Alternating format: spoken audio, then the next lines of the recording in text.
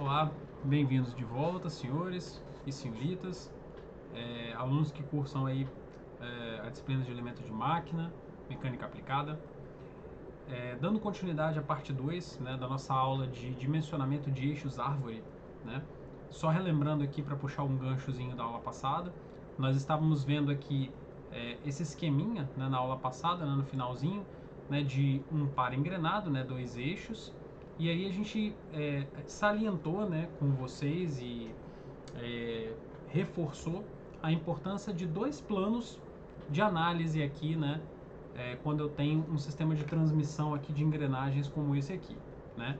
O plano vertical, né, que é quando eu olho de frente, né, ao meu par engrenado, e o plano horizontal, que é como se eu estivesse olhando de cima, né, o meu sistema de transmissão de potência, ok? Então, o que acontece, pessoal? Dando seguimento aqui, é o seguinte: analisando o plano vertical, e aí a gente volta rapidamente aqui a essa figurinha aqui para vocês darem uma olhada. Se você analisar o plano vertical, que é olhar esse sujeitinho aqui de frente, você vai perceber o seguinte, que a força radial é a força que nos interessa analisar, ok? Então, por um instante, eu vou pedir o seguinte, né?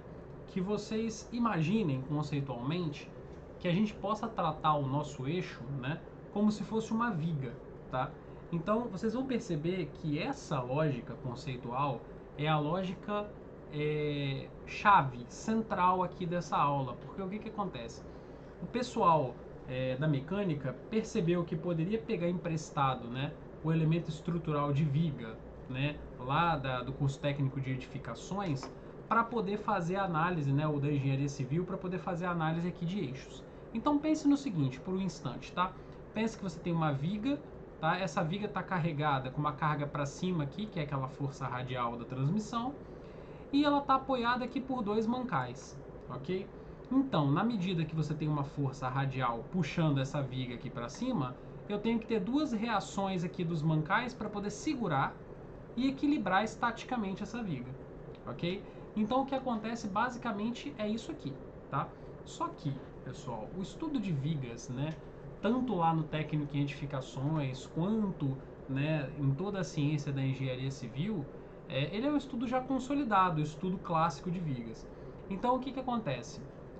Durante essa aula, nós vamos tentar explicar alguns conceitos, né, clássicos, né, de vigas, né, de carregamentos em vigas, explicar alguns diagramas, alguns conceitos bem importantes sobre essas análises e ver como que isso aqui pode ser aplicado aqui no curso técnico em mecânica, tá bom? Então, olha só, o plano vertical ele te daria essa visão, tá? E se você olhasse o plano horizontal, tá? Você teria essa visão aqui da carga da força tangencial e teria duas reações. Só que você percebe que a nomenclatura que o autor usa, ele bota um Hzinho de horizontal, porque são reações que estão agora naquele plano horizontal, tá? Aqui no plano vertical, normalmente ele vai usar um Vzinho nessas reações para dizer que elas ocorrem no plano vertical. Então o que acontece basicamente, tá, é o seguinte, tá? Eu tenho aqui o meu engrenamento, eu tenho a minha força radial que aparece quando eu analiso o meu plano vertical e eu tenho a minha força tangencial que aparece quando eu analiso o meu plano horizontal. Tá, professor, e daí? Não entendi nada ainda, esse negócio de viga, plano horizontal, plano vertical. Vamos agora pegar um pontinho com o outro e vamos tentar, ó, conectar, tá bom? Vejam só. Pense o seguinte, tá? Pense que eu tenho aqui, né, um engrenamento, pinhão coroa, tá? Igualzinho eu mostrei no início da aula, tá bom?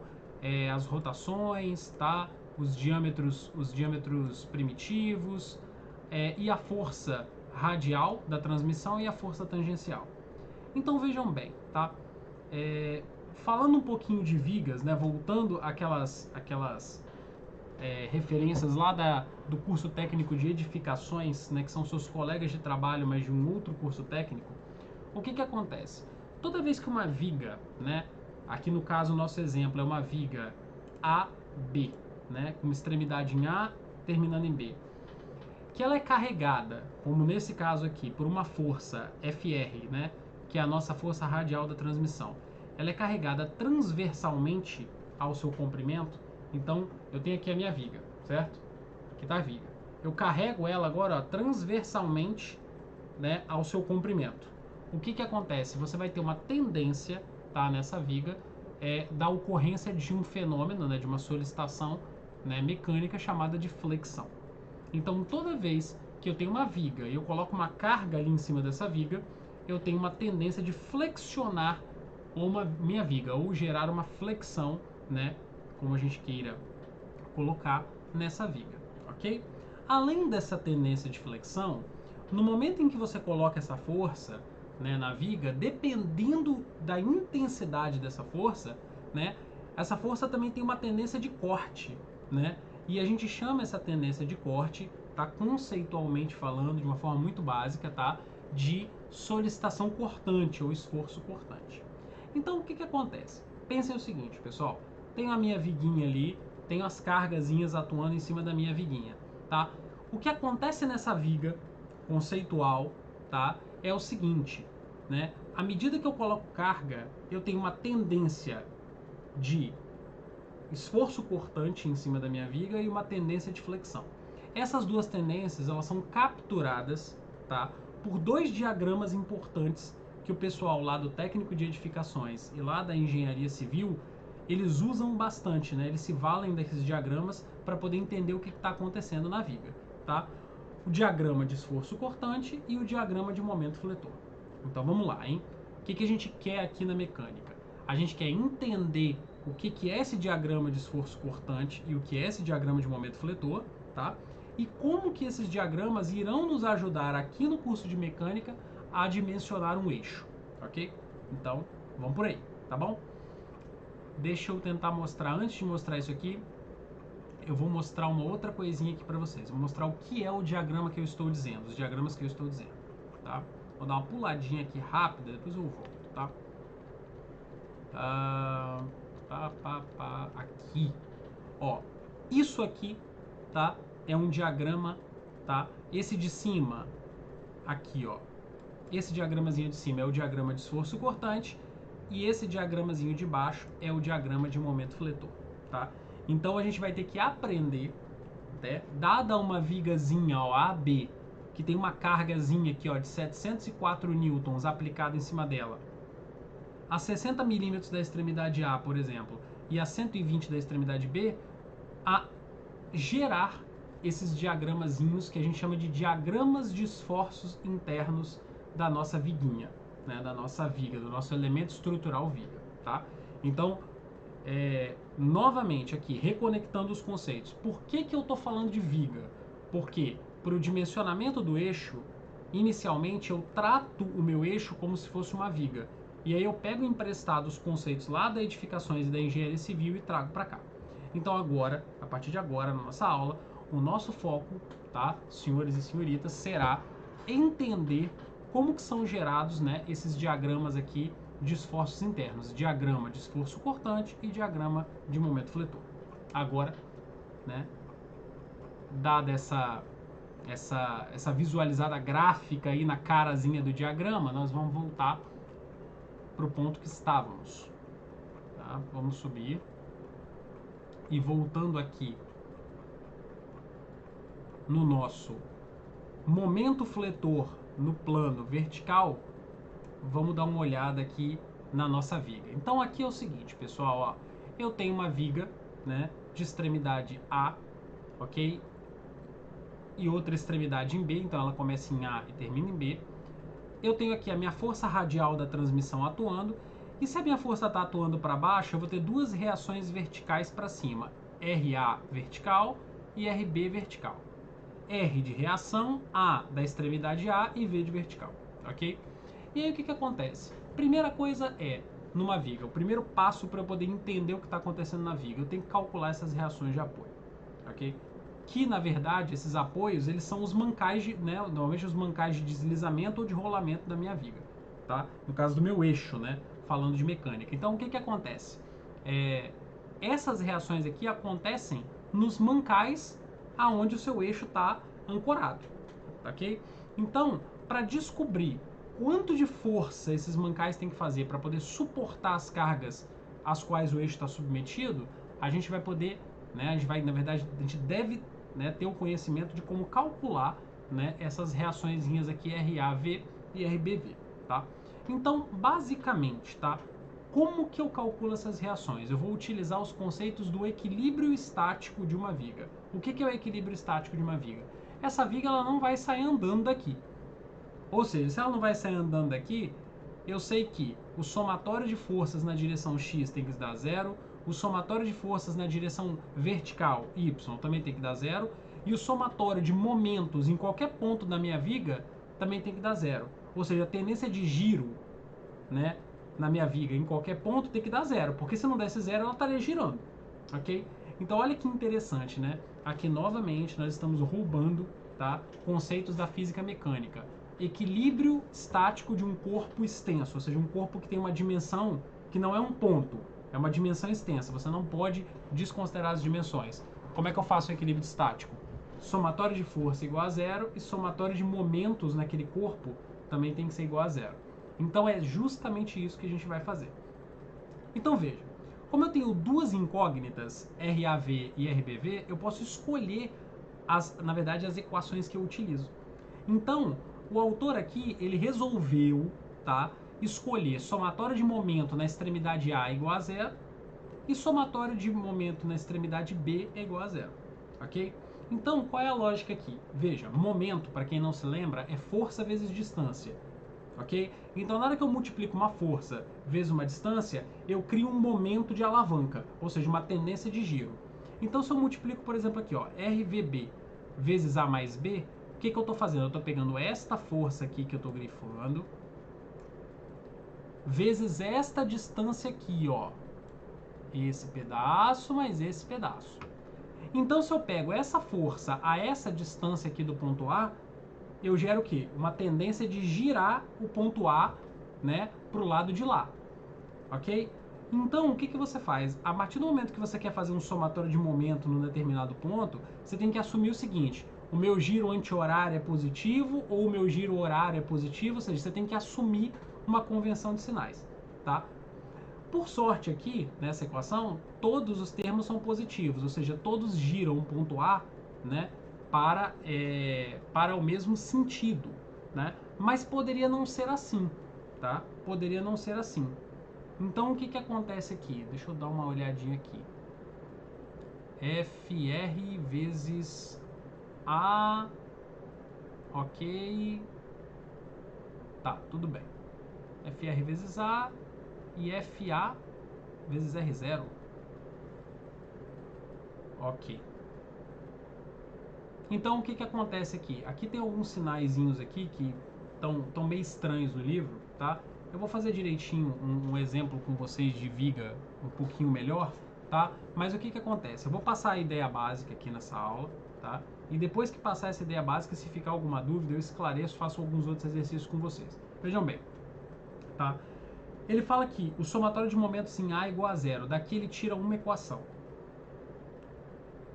Depois ele fala que o somatório de momento em B é igual a zero e tira outra reação.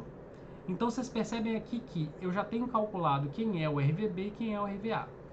Tendo isso aqui calculado, pessoal, eu consigo calcular os momentos fletores, tá? Essa parte aqui é uma parte que eu gostaria de trabalhar com um pouquinho mais de cuidado, tá, com os senhores, e eu não vou conseguir trabalhar tudo nessa aula, tá? Então nessa aula, basicamente, eu vou passar a ideia para vocês, e aí nas próximas aulas, né, eu vou estar aí trabalhando com vocês como é que fazem as continhas das reações, como é que fazem as continhas dos diagramas, tá, e etc, tá?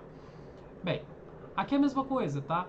Quando eu vou fazer o trabalho do momento fletor no plano horizontal, aqui eu tenho que a força que me importa agora é a força tangencial, eu tenho as reações na horizontal, RA horizontal e RB horizontal, ele utiliza aquelas mesmas expressões, né, da estática para poder calcular, né, as reações de apoio e determinar o momento fletor, tá?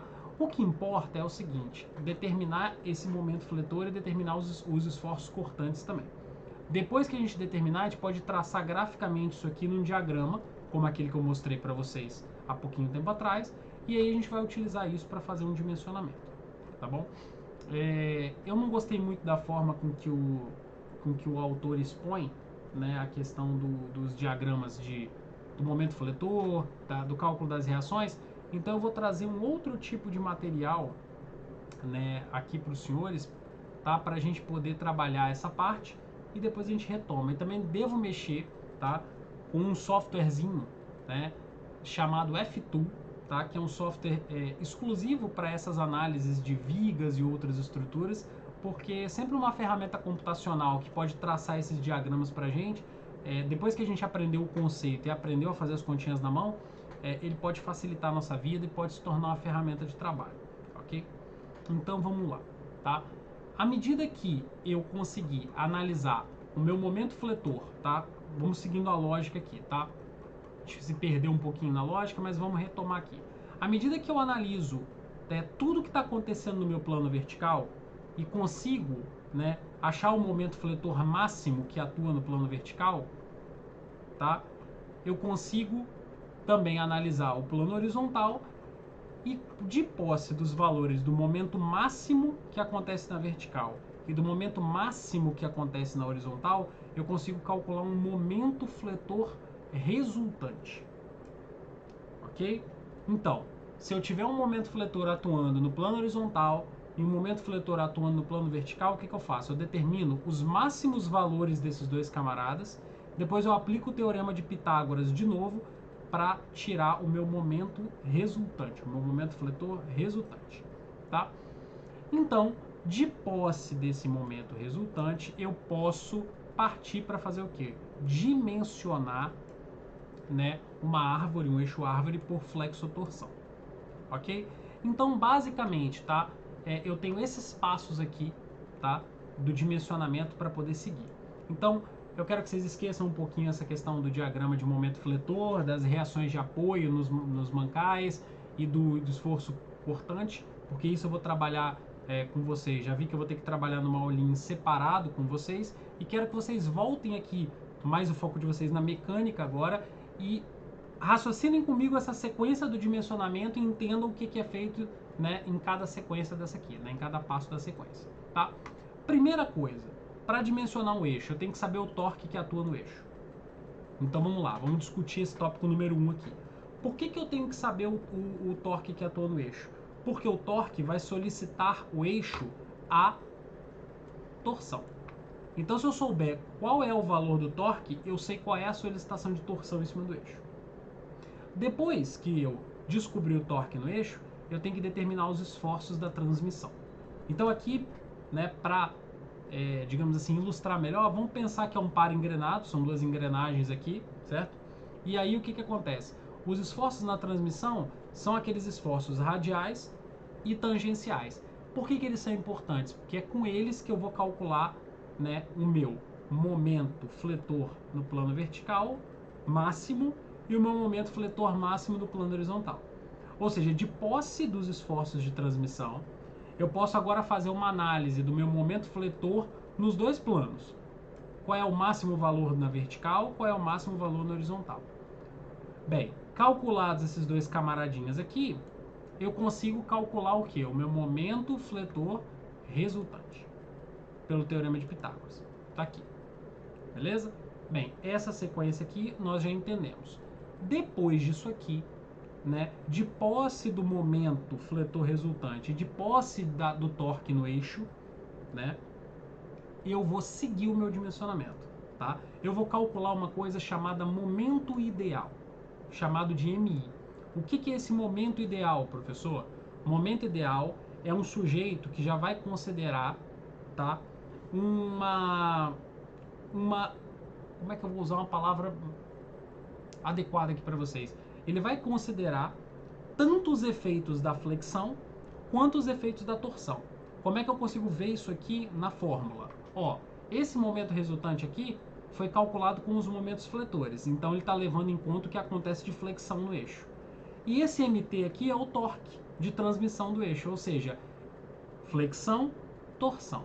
Então, se eu pudesse definir conceitualmente aqui, o que é esse momento ideal, esse MIzinho aqui nosso, eu diria o seguinte, que isso é uma variável, né, uma variável de momento, que ela contabiliza efeitos de torção e efeitos de flexão.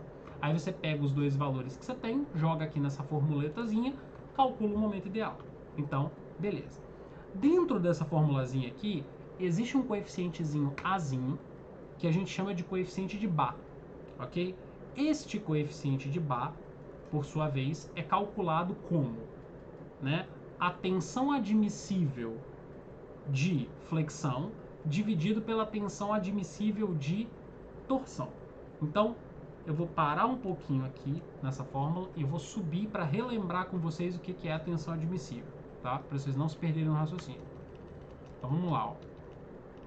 Vimos aqui em cima essas tensões admissíveis, tá? Elas eram dadas utilizando as tensões de escoamento do meu aço, né, que eu pretendo construir o meu eixo, e utilizando os fatores de segurança indicados em norma ou da experiência do projetista. E aí ele utilizando esses fatores de segurança e aplicando em cima das tensões de escoamento, né, você consegue chegar a valores, né, de tensões admissíveis de flexão e tensões admissíveis de torção. Então o coeficientezinho de Ba, o que ele faz? Ele faz um quociente, né, uma divisão entre a tensão admissível de flexão e a de torção. Vamos lá ver se é isso mesmo. Olha lá, ó. Numerador, tensão admissível de flexão. Embaixo aqui no denominador, tensão admissível de torção. Beleza. Calculado o meu momento ideal, que a gente já viu o que é, a gente parte para o próximo passo do dimensionamento, tá? Que seria o dimensionamento da bitola do eixo, ou do diâmetro do eixo árvore, ou da árvore simplesmente. Como que a gente faz isso, tá? A gente tem dados aqui que a gente já conhece, como por exemplo a tensão admissível de flexão, o momento ideal que a gente acabou de calcular no item 1.6, só que a gente tem um fatorzinho dessa raiz chamado B, que é o fator de forma, ok? Esse fator de forma você vai adotar 1 se o eixo for maciço, ou se o eixo for vazado, você vai usar o diâmetro menor e o maior de projeto do eixo vazado para poder calcular esse fator B através dessa formulazinha aqui. Então, de posse de todas essas coisinhas aqui, B, né, que é o fator de forma, MI, que é o momento ideal, e a tensão admissível de flexão, você vai jogar dentro dessa fórmula e ela vai te dizer, olha, o seu eixo tem que ter um diâmetro mínimo maior ou igual a tanto. Então vamos supor que eu ache 20 na resposta aqui dessa conta do lado direito. Então significa que o meu eixo tem que ter no mínimo 20 milímetros de diâmetro, de bitola, para resistir às solicitações de flexão e torção, né, e as forças da transmissão que estão atuando ali na minha aplicação mecânica. Ok? Bem, vimos então o cálculo do diâmetro mínimo, né, da árvore, tá? E deixa eu ver mais o que tem pela frente. É isso aí, tá? Bem, pessoal, então é o seguinte, eu vou estar encerrando essa parte 2 da aula por aqui. No finalzinho da aula, então, eu já percebi algumas necessidades, né, algumas demandas que nós temos. Então, além, né, da resolução de exercícios, de praticar esse dimensionamento em si, numa parte 3 e 4, eventualmente, da aula, eu tenho que parar uma aulinha para poder explicar aquela parte das vigas, do equilíbrio, o cálculo das reações de apoio, o que é o esforço cortante, o que é o momento fletor, como que monta o diagrama de cada um deles, aquela coisa toda. Então essa vai ser uma aula. E eu vou ter que parar uma outra aula para poder ensinar os senhores e as senhoritas a mexer no softwarezinho, né? Que é o software chamado FTool. O que acontece? Então eu vou ter uma aula basicamente emprestada lá da Edificações da Engenharia Civil, que é essa aula sobre vigas e esforços internos e diagramas e tal, e reações. Eu vou ter uma aula sobre o programa, sobre o FTool, e eu vou ter mais uma ou duas aulas de encerramento aqui, fazendo dimensionamento mesmo, voltando aqui para a nossa parte de mecânica pura, fazendo dimensionamento de eixo. E a gente termina. Eu acredito que mais 3 partes e a gente consegue terminar toda a parte de eixos, árvore que a gente iniciou, tá bom? Então, senhores, eu agradeço pela paciência, tá? Pelo foco, pela atenção aí nas aulas, e a gente se encontra na próxima parte. Grande abraço.